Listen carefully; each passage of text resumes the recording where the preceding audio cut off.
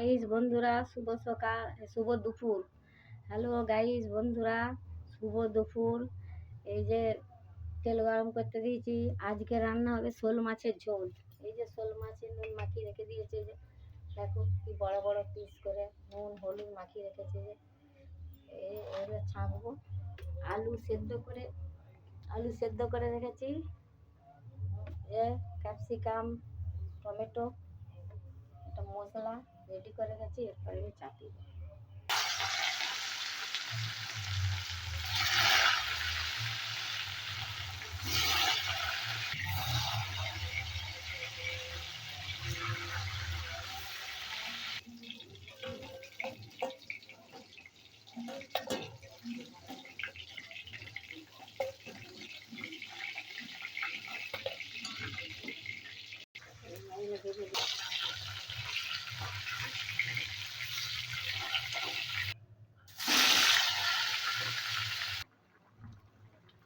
মাছের টক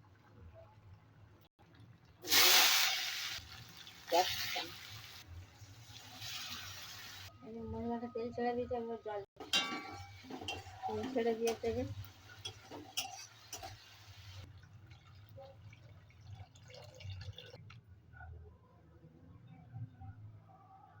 মাছের ঝোলটা বসিয়ে দিয়েছি।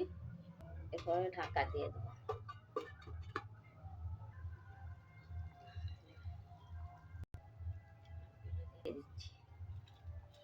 এবার শোল মাছ চাকাগুলো খুব বড় বড় হয়েছে।